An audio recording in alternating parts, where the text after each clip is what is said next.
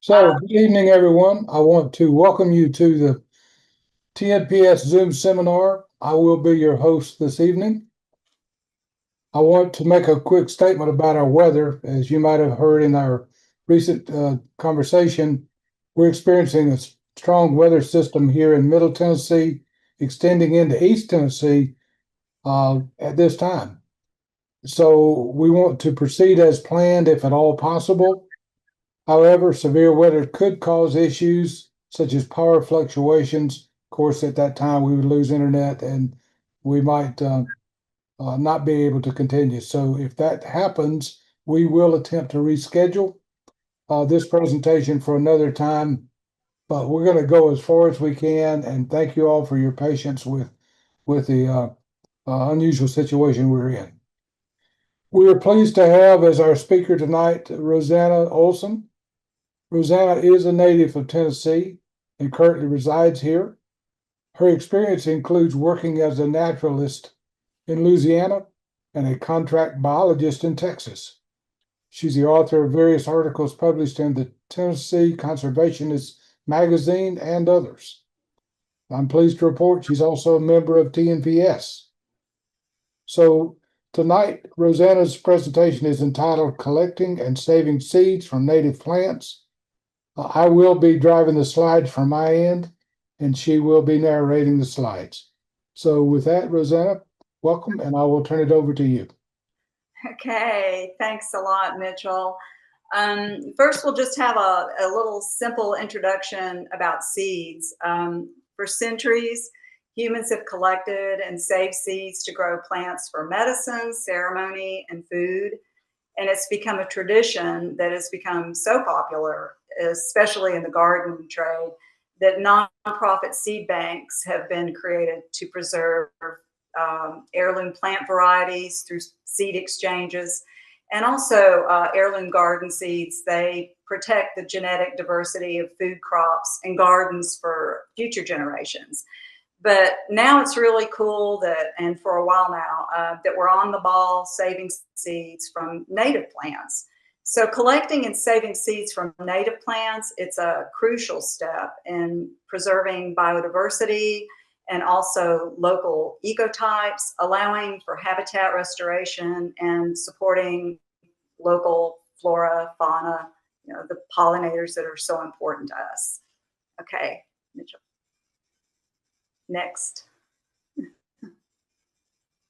Let's make sure we can do that. I hope so. There we go. Okay, great. Okay, I love this picture. It's seeds as seen under an electron microscope. And the study of seeds is called spermology. And I've got just a little quote here. I don't know if you all are familiar with the book by Zoe Schlanger called The Light Eaters, but this is a quote from her book that I really like. A seed scientist once described them to me as a plant in a box with its lunch. The blueprint for the whole plant is there, dormant but alive the whole time. A seed might blow around for a decade, waiting patiently for the right conditions to poke out a first root. Once it sends out this first root, it has given up any chance of movement. Immobilized, it will now face whatever threat comes, wind, snow, drought, animal mouths, right from where it stands. So, plants are just very vulnerable because they really can't move anywhere except for by seeds. Okay, next.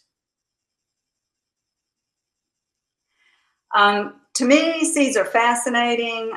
This is of the common a storksbill, which is an introduced weedy species that you all may be familiar with, Erodium circutarium. And what is so fascinating about it is that the seeds of this literally plant itself. When humidity is involved, they will straighten out and coil up, so they completely are responsible for planting themselves down into the soil. Seed biology, it's a fascinating subject, and they're just, I don't know, they're just so cool. Okay, next. And this is a photo on of a couple of seed banks. On the left is the seed bank from Kew Botanical Gardens inside, and it's known as the Millennium Seed Bank, and it is flood, bomb, radiation proof. And probably as of today, there's probably close to 40,000 different species stored there of the world's wild plants. I had worked collecting a lot of those plants. I don't know, well over, I don't know, probably about 160 different species on the eastern part of from northeast Texas all the way down to southeast Texas. And so a lot of the collections that I made are stored there.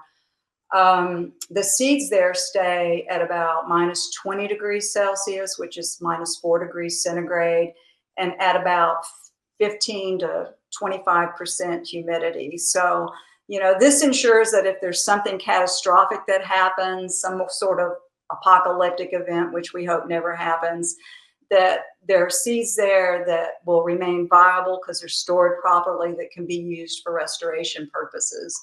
And then on the right side, you'll see a picture of the Svalbard Global Seed Bank.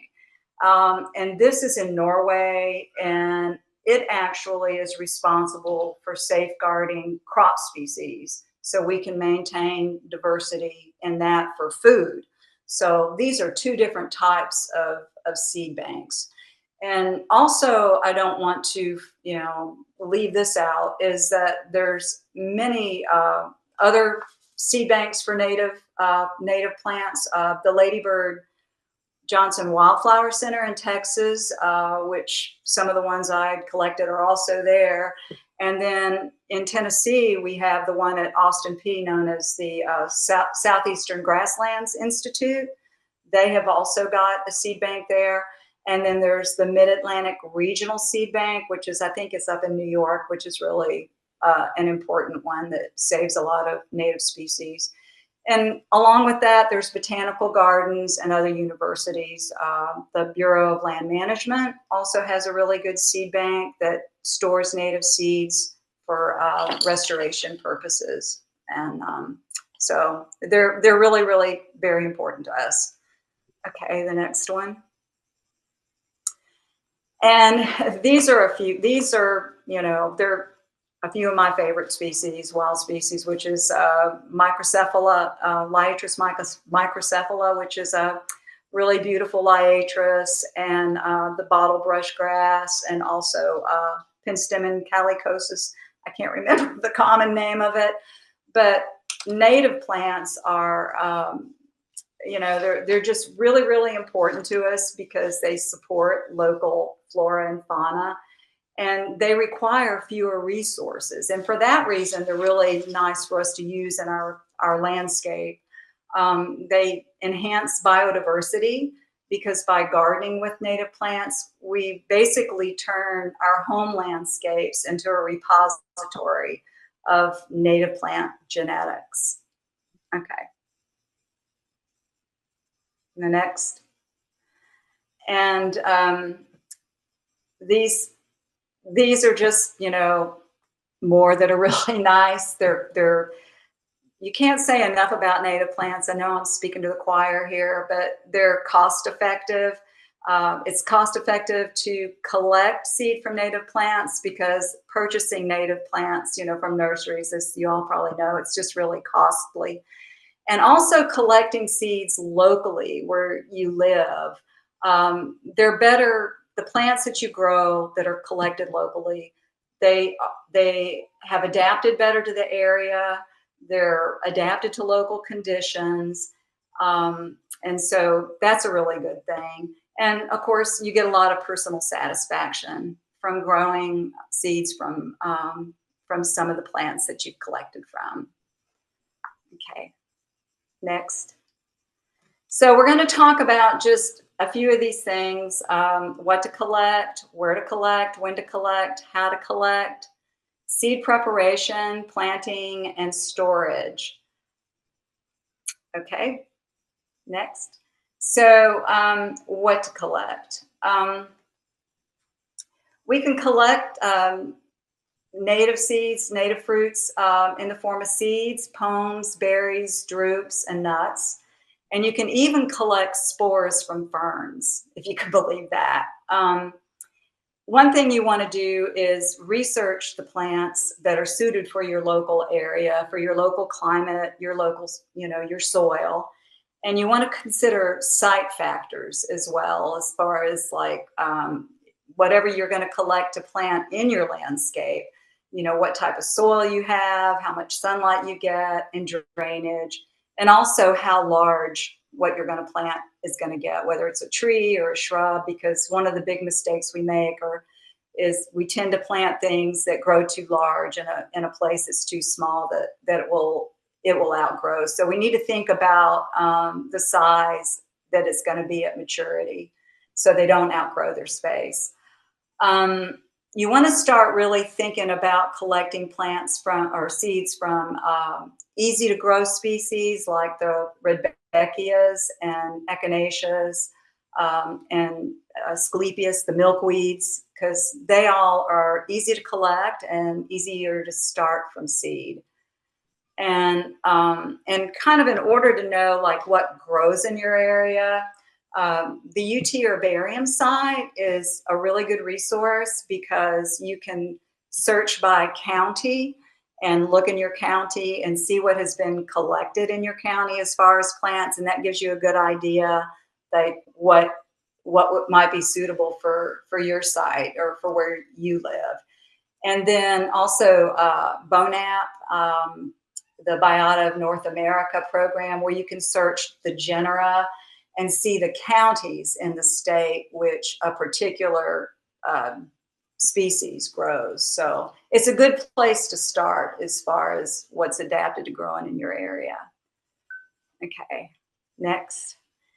And what not to collect, which this is really, really important. You don't ever want to collect seeds from anything that's rare or endangered. You only want to collect from plants that you find growing abundantly in a given location to ensure you don't eradicate an isolated population. And it's also illegal to collect anything that's rare, endangered, vulnerable, or threatened. So you do want to check the Tennessee Rare Plant List that is kept by the Natural Heritage folks with the state, to check a plant status to see where it is, whether it's endangered, threatened, vulnerable. My ethics personally, and speaking, is I love spring ephemerals, but and I can't wait to see them every year. Spring, I think for a lot of us to get out and see them is just, after winter, it's a real pleasure. But I have found that they are usually in very sensitive areas, and I have watched over a period of time populations shrink in areas that I used to visit just to observe them, and maybe you all have as well. And this really especially seemed to have started when COVID hit, because so many people were going outside, which is, I guess good for humans. But these areas kept getting visited and visited and visited, and it really a lot of these ephemerals got trampled, and it really seems like it hasn't let up much. So it's, like I said, it's good for people to get outside, but it's not so good for sensitive habitats. And I just think that spring ephemerals are especially vulnerable. So I never collect seed from them, and just leave that to Mother Nature. And also they tend to have their seeds have a very complex dormancy. And we'll talk about that in just a little bit. And I don't even purchase the seed, because the seed from spring ephemerals, if they get very, very dry, the germination rate is very, very low. And they also have a very special way of being dispersed, which is by ants. And you all have probably heard of this. They have a little, on the seeds, a lot of spring ephemerals have a little a little fatty part, which is called an elaiosome. And its main purpose is to attract ants. And the ants remove that elaiosome, take it down into their lair and use it, and therefore plant the seeds. So, in my opinion, it's like let the ants collect and take care of those seeds. So, okay, next. And here are a few of our spring ephemerals that are typically dispersed by ants, which of course the painted trillium, jack in the pulpit, trout lilies, hepaticum, and also dicentra, the Dutchman's breeches. And next. And then a few of our other ones, which are, bloodroot, Virginia bluebells, the southern trillium, and twin leaf. Next. And this is especially disturbing, is that never collect seed from orchids. And one reason is that, and I did make collections from orchids that I was told to make collections from for conservation. There were several that I collected. But it's really interesting because when you look at them, the seed first off, they're very, very tiny. It's like a grain of pollen, but they look like, an empty sac. When you look at them underneath a microscope, they have no endosperm in them. And so you wonder, it just looks, you wonder how in the world that can even make it. And so when orchid seeds disperse, they have to immediately come in contact with the soil and with the mycorrhiza of that soil. So it's just very, very specific. And unfortunately, I know that orchid collecting is a big, big issue. And of course, orchids just, put that on your do not list. Okay, next. Okay, where to collect? This is really a hard thing. You want to be sure wherever you collect that you ask permission from landowners if you're collecting on private property.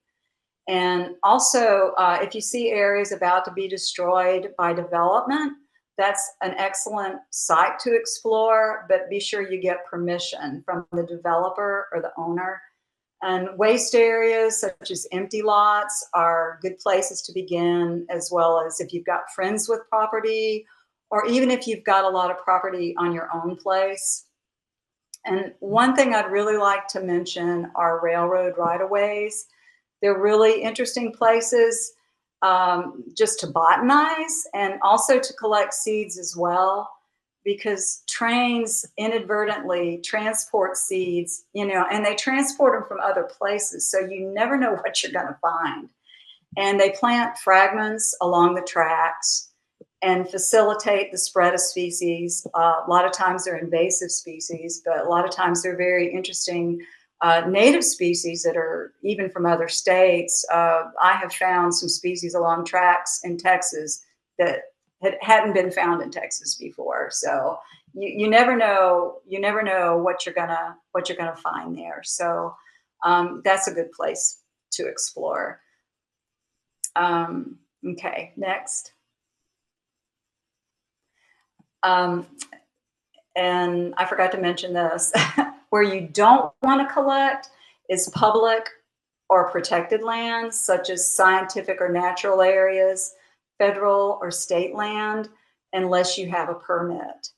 And also plants that are endangered of becoming destroyed due to development, those could be candidates for conservation as far as the plants themselves. You might want to inquire if you see a plant population that's about to get wiped out. I used to ride a road in Marshall County on my bicycle on a route I did quite frequently, and there was about 100 feet of Astragalus tennesseeensis. And every spring, I just looked so forward to my bike ride by there. And I went by and saw some pipe laying around. And I thought, wow, something's going on near this population.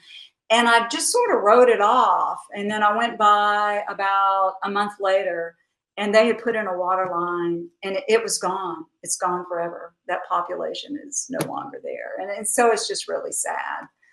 But as far as when to collect, the best time to collect seed is at natural dispersal, as close as you can get to natural dispersal when the seed is ready to come out on its own. Floral keys are really good tools because a lot of them have, the phenology, like when the plant blooms, and also the areas, the type of habitat and ecosystems where they can be found. But the thing you've got to remember is it's always weather dependent. Seed maturity, it really varies, even within the same population and even on the same plant. And changing climate, I have found, just makes it not so accurate anymore. It's making it a little bit more difficult to predict. But plants will, start to show signs of decline, because they're going into senescence. They show signs of dying back. And you'll see the seeds become dry and hard, and they'll change color. And the fruits will change color either from green to purple or to red. And they'll become softer. The fleshy fruits will, just depending on the species.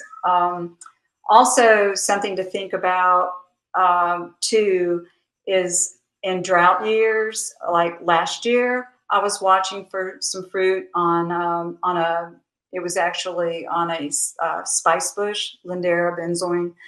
There was a female shrub that I had been watching. There were several along an area that I was watching on a roadside where there was a really good population, and they were all females because they're dioecious. But they dropped all their fruit before they even ripened because they were under so much stress of drought. So a lot of times that's kind of what a plant will do to survive, is it'll drop its fruit, because producing fruit takes a lot of energy, whether it's seeds or fleshy fruit. Okay.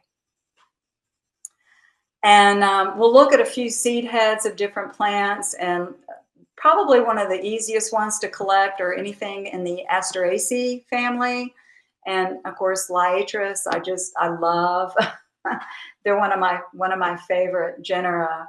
And there are about 6 or 7 species that grow in Tennessee, in the state. And they're interesting because they're different than most flowers because of their blooming sequence, which you probably all know this. They bloom from the top down. So, and the oldest flowers are on top. And of course, that's different from most plants that bloom from the bottom up. But as asters start to mature, the seed starts to get ready to pick, they'll fluff out, like a dandelion. And in that, you'll know that, dispersal time is getting close. So when they fluff out like that, have a really good look at them, because they may be ready to collect. Okay. And like with fleshy fruits, this is the Crataegus. That's on the left is Cruscale. I guess it's cockspur hawthorn, and then on the right is Crataegus marshallii, parsley hawthorn.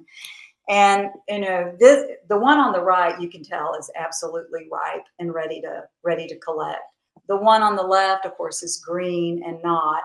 And normally, you won't see them turn red all at once. Sometimes, there'll be some that are red and green. Sometimes they'll be kind of yellowish. So you might have to make several trips out to the same, population in order to collect the right fruit. Okay. Okay, and this is Forestiera Ligustrina, which is the upland swamp privet. And you can tell by the picture on the left that you've got some green fruits and you've got some purple fruits. And of course, the purple fruits are the ones that are ready to collect and the green ones aren't. And so that's kind of what I mean, that, you've got to go back and maybe make several trips to the same population. Okay. Next. And this is the nodding onion, Allium cernurus. I never can say it. Cernuum. And this one's really hard to collect. I found a real large population of it. And one thing I don't think I mentioned that I do want to make clear is that you want your population to be strong that you collect from, no matter what you're collecting. And typically, you only will collect 10% of the seed of that population. So you could look at it like you could collect the seed from one plant out of every 10, or just 10% off of each plant, because you want to be sure you leave enough to keep that population going, because that's part of conservation. But with this particular seed head, with this allium, they're really difficult because they nod and the seeds just kind of fall out of those capsules. So the way that you would collect these is to like put a little container under the head and then just kind of tap and the seeds will fall into the container. So that's the best way to do it. Okay. And with grasses, this is one of my favorite grasses, and probably of yours as well. It's Sorghastrum nutans, Indian grass. And you can tell that on the left, the grass is in flower. And then in the middle, it's still green. And then when it starts to ripen, it turns this bronzy color and it gets a little bit more fluffier. And you can tell that it is getting ripe. And what I'll do with this grass is I'll go and pull a couple of caryopsis off, which are the fruits of the grass, and kind of test them with my fingernail. I've even bit into them before. And if they're milky inside, you know that they're not ready yet. But normally, color is a really good indicator with the grasses.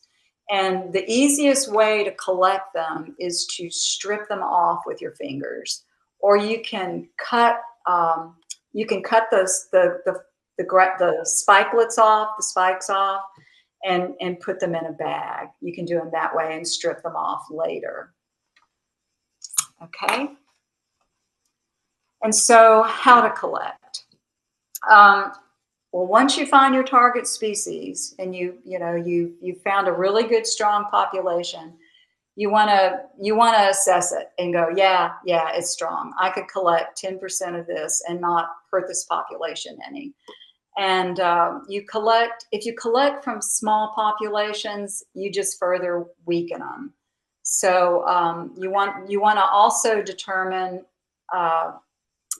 if the species you're collecting from, if it's an annual, because it'll only produce seed once in its lifetime, or if it's a biennial, which it'll produce seed twice in its lifetime, or if it's a perennial, which it can be harvested more often. So a lot of that you want to take into consideration as far as what you're collecting, and also whether it is one of those three types of plants.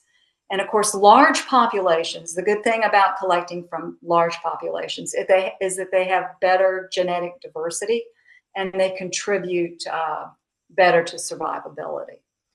And what you want to do too is you want to mark the population with like flagging tape or a little flagging survey flag.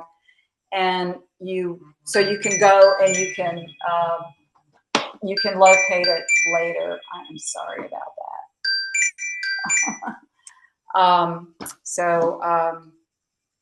Probably somebody asking about what's happening with the weather over here. But You want to also be prepared for disappointment, because a lot of times, due to herbivory, other animals eating it, deer browsing it, your population and the seeds that you were hoping to collect are gone, or there might be the county mowers that come by, or there might be somebody who has sprayed with herbicide or something. So just be prepared to be disappointed. Um, and of course, all your collecting is going to be done by hand. And I have found that the best thing to collect seed in is cloth bags, because they're breathable, and that is really important. Okay. And seed preparation, this gets pretty complex. And it's good, if you want to, there's lots to read about it on the internet. But each species of each plant species, it's got its own requirements as far as germination. And out in nature, it takes care of itself. But when we're trying to do it in a controlled environment, it poses some problems. So you'll have to take care of some of these things yourself if you want to try to do them in a greenhouse or in your house.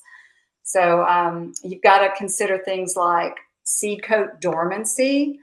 And as you can see in this picture, in order to get some things to germinate, there has to be water that enters the seed, and that has to be done through scarifying the seed. And you can do it with sandpaper or nicking it with sometimes I've used fingernail clippers.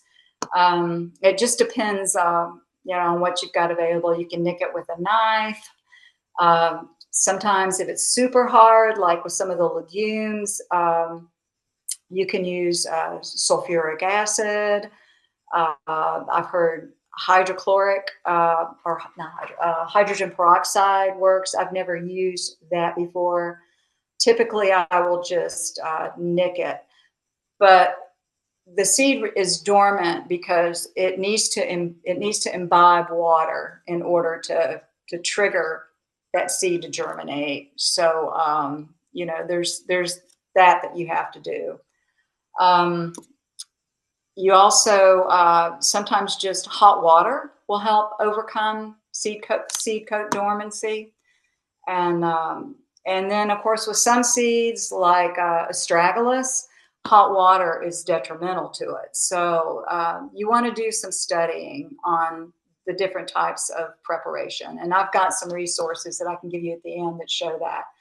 And there's also in some seeds there's embryo dormancy, and most embryo dormancy can be overcome by stratifying, by chilling, which is when you put the seed in a refrigerator with some peat moss or with some sphagnum moss, and chill it for a certain amount of time. And usually in this part of the country, 60 days in a refrigerator will do it, from like 35, 36 degrees to 41 degrees, something like that. That'll help it. So you want to use a moist medium, and you want to do it in the refrigerator and not the freezer. Okay, next. And planting. Okay, this is. I have kind of changed my tune on the way I look at this anymore. After you deal with the seed coat dormancy, of course, you want to plant your seeds. And many seeds are sensitive to light. And if you subject them to light, some of them will not germinate. And then some of them will only germinate if they're subjected to dark. And so a few of these that will do better in the dark when you plant them will be like phacelias, alliums, but then I think lilies as well. A lot of them in the Liliaceae family are that way. But then you have seeds that need light, and these seeds are usually, and what I have found, and this is just from experience, are very, very, very tiny. And you don't, when you plant them, when you sow them, you don't cover them with soil. You just pat them in the medium.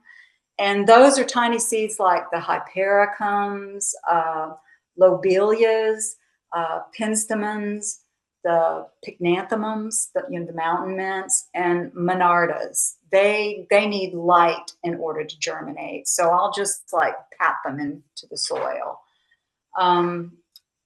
Mostly it's common sense. If it's a tiny seed, I just always figure like, yeah, it's a tiny seed. It's going to need light, and I'm just not going to cover it with soil.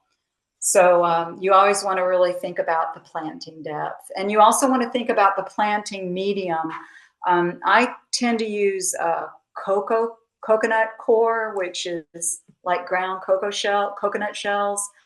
I like peat moss, but then when you think about peat moss, that's plant material that's millions of years old, right? And it's not a really a renewable resource. So, but I do use it some, probably like a lot of you do too. It's really good that it inhibits growth of bacteria, but coconut core does a pretty good job to plant things in. Okay, next. And this is kind of the way that I have kind of gone, is just let nature do the work for you. You don't have to fool with doing seeds inside. I still, with tiny seeds, I will tend to start those indoors, and I'll start them in the spring. But the other seeds, I feel like really the best way is just to let nature do it. And I will do it outside. You can use, you can recycle your pots. You can also recycle little, like blueberry boxes, the plastic boxes that blueberries and strawberries come in, because they even have drainage holes, and they're just like little greenhouses.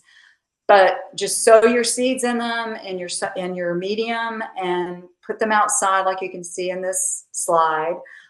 Protect them with hardware cloth where rodents can't go into them, like squirrels. I have a lot of squirrels around here that want to dig everything up. So they can't get in them, and they can't, do it to where rodents can't get underneath them. And, it makes you kind of worry about them, because here in the South, we get, as we get freezes, we get thaws, we get freezes, we get thaws, but the plants know what to do. The seeds know what to do. And that freezing and thawing and freezing and thawing, it helps break up that seed coat. And it does a much better job than when you put it in your refrigerator. So this is the way that I really advocate to do it. And even if you have it germinate, don't worry about it. I mean, things seem to just take care of themselves, and you'll get a pretty good germination rate doing it this way. Okay. And seed storage. To me, when you store seed, you want to make sure that it's clean. I typically only keep seed for a year. I don't keep it for any longer than that. I don't store it in the freezer. I have friends that say they store their vegetable seed in the freezer, and they do good with that. But native seed, I tend to just store it in little coin envelopes or little paper bags like you see in this photo. I've also used glycine envelopes, and that seems to work fine. I think when you collect native seed, you really need to use it within a year. And I know that too, you can store it in the refrigerator, but you need to be sure that the seed is dry. And you also, need to potentially, be sure you keep it from freezing. And yeah, so hear it storming out there. Next. And there's two things, there's a couple of different types of seed we just need to talk about really quick. A couple of terms I'm sure you all have probably heard are recalcitrant seed. These are recalcitrant seeds. These are seeds that you cannot store, which of course are fleshy seeds like nut seeds that cannot be dried and stored. They have to be planted pretty much immediately. They can't be stored conventionally because they can't be dried or frozen. So, you know, even in these, you know, really good seed banks like, you know, Kew Botanical Gardens and, you know, these just aren't storable. So that's just the way it is. So these typically you plant once you find them. Okay, next. And orthodox seeds, they're desiccant. They can be desiccated. They're tolerant of that. They can be dried to a moisture content of about 10% or less and stored at sub-freezing temperatures. So, and most of our seeds, you know, that we have, our native seeds are like that, which is good. Okay. And I'm just going to go through this really quickly because these are just some of the ones that I would suggest that are easy to do, easy to look for. Populations are, you know, look for strong populations, like I mentioned, and have a good time doing it. With the grasses, the Indian grass, Sargassum nutans, of course. The picture on the far right, it shows what the seed looks like when it's ripe, when it's ready to pick. Next. And this is a really beautiful grass, sugarcane plume grass, Saccharum giganteum. Sometimes if you look at it from a distance, it'll look like cattails, you know, in the fall. And go have a closer look because a lot of times it's the sugarcane plume grass. And on the far left, you can see that it's just the flowering spikelet is there. In the middle photograph, it's showing that it's, you know, spreading out, but it's still not ready to collect. And then on the far right, you can see that it's ready to collect. And one place that you see it that I notice it a lot is under power lines. That's and especially on ridges. So look at it there. You'll see that's a good place to look for them. Next. This is one of my favorite grasses, bottlebrush grass, Elaemus hystrix. It's a beautiful grass for woodland areas in your yard. It's prickly, so you might want to use gloves to collect it. You'll find it a lot in woodland areas. I've seen it a lot on large populations on the sides of the roads. And of course, on the left side, you'll see that it's still green. And on the right side, it starts to turn lighter. And it comes off the stem pretty easy. Next. And of course, the blue stems, they're beautiful. Little blue stem is a beautiful grass. You can see that it's got that really pretty, the blades are really beautiful and blue on the left, and it's not ready. And then on the right, you know, you're getting into the end of summer, into fall. You know, this is how it'll appear. And you can just strip those heads off, the spikes off. And I know this is everybody's favorite, the Casmantium latifolium. This is a beautiful woodland grass that you see quite often, and it comes in very large populations. That is really beautiful to grow, and it's so tolerant of shade and wet areas where a lot of things don't grow. And another thing to consider too are our sedges. There's a lot of sedges that are beautiful that do really well in the dry as well. Next. And this is absolutely, I think, an overlooked grass. It's one of my favorites. It's two-flowered millet grass, Malika mutica. It's a beautiful little grass. When the sun is behind it, the way the seed heads hang, you'll see it a lot at the edges of woodlands, and you'll see it grows. I've seen it all over not as much. I see it more in the Central Basin, but I also see it a lot on the Highland Rim too. Next. And this one, I don't know if you all have seen this one. I've never seen it in Middle Tennessee. It does grow in Tennessee, and it probably grows mostly in the upper west, the Gulf Coastal Plain, upper west Gulf Coastal Plain. It grew in Texas a lot, which is split-beard bluestem, and it is just an absolutely beautiful grass and grew in abundance there, and it's just gorgeous in the landscape. Next. Okay, and with wildflowers, you know, the liatris, the asteraceae, you know, we've talked about those. You can see in the upper right-hand corner where you've got the little, you know, where the flowers were, they're dry and they haven't puffed out yet, but they'll, like I said, they will puff out when they're ready to collect. Next. And this grows a lot around me in waste lot areas, which is the southern prairie aster. And you can see in the middle photograph where it's ready to collect, and then what the seed look like to the right. Next. And the goldenrods, the wreath goldenrod is on the left, and the bicolor goldenrod is in the middle. And at the bottom right, you can see where the seeds get all fuzzy and are ready to collect. And that's a golden flygall, which they're great. And then the monardas, you know, the flower, and then the seed heads, and then the seed is on the right. And next. And then, of course, the milkweeds, you can see on the far right where it has split open and it's ready to let the wind carry it off. That is the best time to collect it. And of course, the middle is unripe. Next.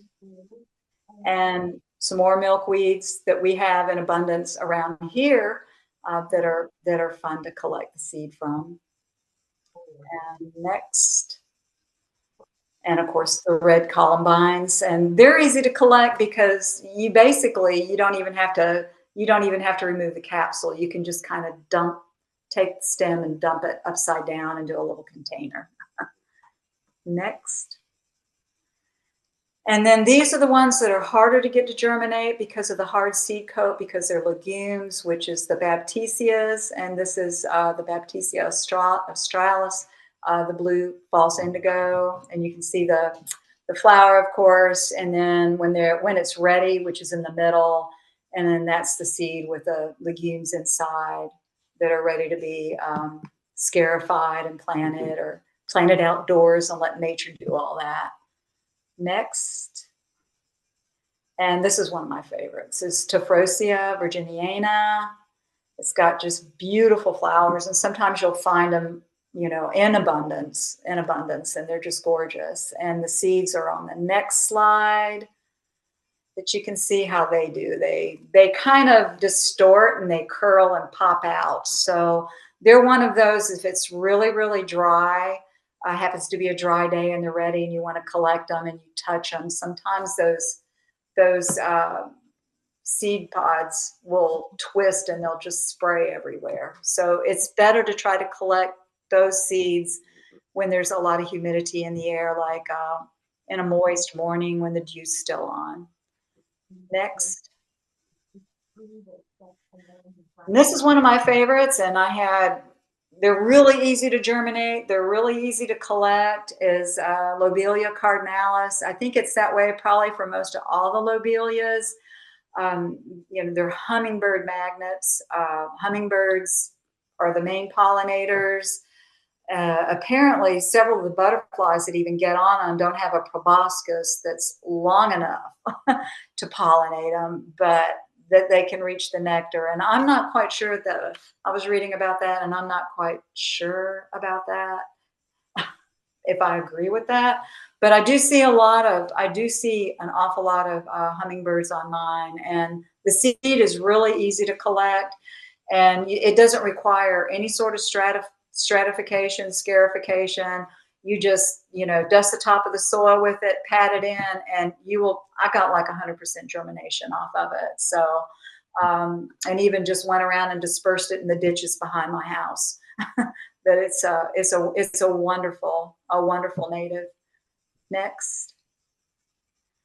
And here are a few of the more of the recalcitrant seeds that you cannot store, that you want to plant immediately. And on the left is beech, American beech. And on the top is dwarf chestnut, and at the bottom is American hazelnut. And when you collect those, you would just want to go ahead and plant them. Next.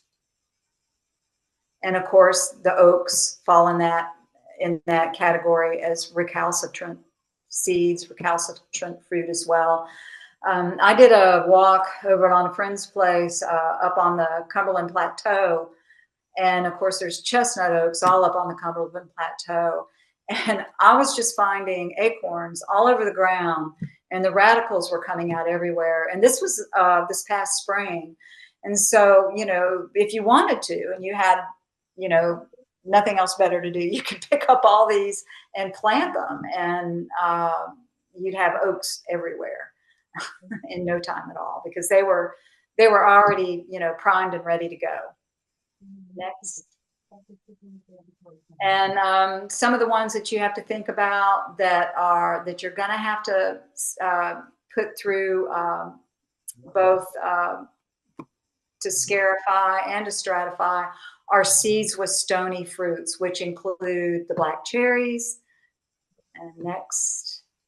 And also dogwoods. They have very stony seeds. Next.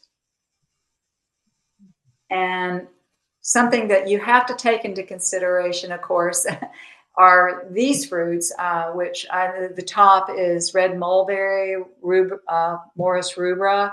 In fact, I've been eating some of those lately, and they're so good. And then the very top is Ilex decidua, I guess it's possum haw.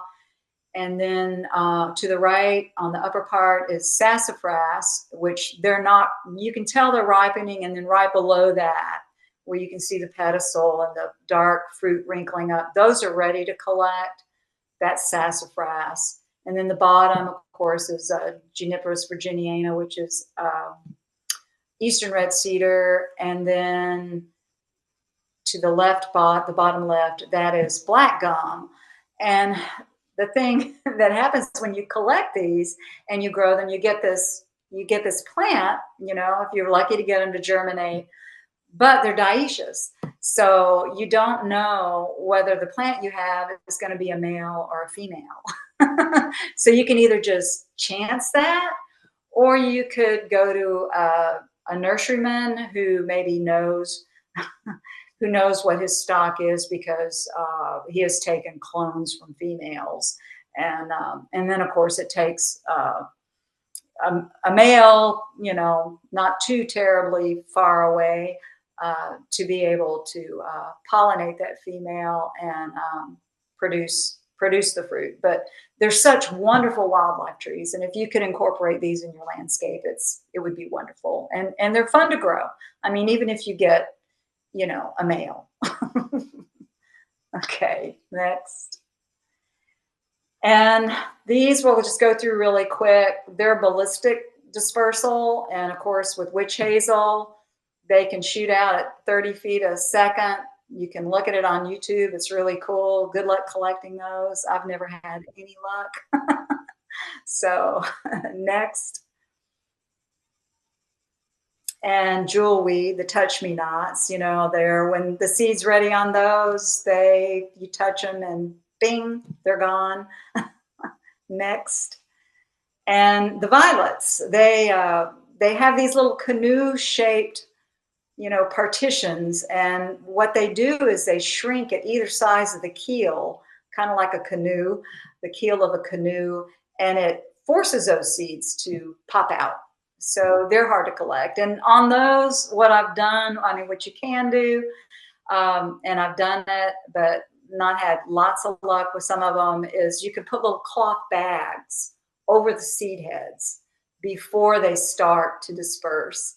And sometimes you can be lucky and catch some of them. So next. And this is something I'm interested in doing that I haven't done before, is collect fern spores, because these can be done and you don't even have to remove, any part of the plant at all. You can remove a frond if you want to, and fold it into a piece of paper, like an envelope, make an envelope out, do some origami, and it will catch the right spores of the fern. And we'll look at the next slide, and you can see how this was done. And I've got some information in the resources where you can check this out, because this would be a really cool project. They make some really neat spore prints like mushrooms, and you have to keep things pretty clean. They talk about that a lot in growing and growing ferns from spores. But they're tiny, tiny, tiny, and the sporangia, the parts and bits of it also fall off with the sori, I guess. No, there's sori the complete. I don't remember, but you got to really polish up on your fern reproduction. It's kind of it's fun to read about. I'd really like to do it sometimes, but anyway. Next. And here are some resources that you can look at later. Hopefully the links seem like they work on it. So, and that's it. Very good. Some of these are also on the TNPS website in the Okay. resources tab. So if you want to look out there, you can see some of those. And we'll take a look at this, compare the two lists, and possibly copy some of these over to the resources area. Yeah, there's also on here, I think there is a YouTube video that it's the second one from the bottom going up, Absolutely Awesome, which has a YouTube video of that, weedy geranium seed planting itself, how that works in a corkscrew. So that's kind of cool to look at. Neat stuff. For a rainy day. Well, this has been fascinating. We've been given so much information, it'll take quite a long time for us to digest that. Yeah, maybe too much. And there is the next slide also after this has just got some books that are just really interesting, written by a guy. I don't know if it'll come up or not, but there is, it's in, this, I can't, whatever his name is, William Kalina. He's from the New England Wildflower Society, and that first book is Growing and Propagating Wildflowers, where he talks about seed treatment and different natives and how to handle them as far as propagating from them, from seeds or cuttings. So we did get several items in the chat. And Valentine says, thank you for sharing so much great information. And also, small jewelry nibs are good. I'm not sure what that was referring to, but she did make that comment. Okay. So were most of these collected over in the Tullahoma area? Yes. And actually some of them I collected in Texas and brought with me. Okay. And in fact, that the columbine, the red columbine, I had collected from a large population some seed in Marshall County, probably, about 25 years ago. and it has gone with me to different places where I lived, and it's actually back in Tennessee. So it's interesting. It's kind of hard to leave plants that become your, especially native plants that become your old friends. You know, you got to kind of take them with you like family. Well, I'm sure this information is going to make a lot of people excited about going out this fall and taking Oh, a look for these seed heads and collecting and giving it a try. So thank you okay. so very much for all this and putting this Absolutely. together. And I think we made it through it. I think we did too. I don't hear any more thunder. So I hope everybody stays safe this evening and escapes the bad weather. Well, you've done a great job of finishing up right on time. So unless there are other questions, I'm going to I'll go ahead and end this session. But thank you so much again, and Absolutely. please stay in touch with TNPS. Yes, I need to get in on some stuff with you guys. It's been a long time. That was great. Thank you, Well, good Mitchell. night, everyone. Good night.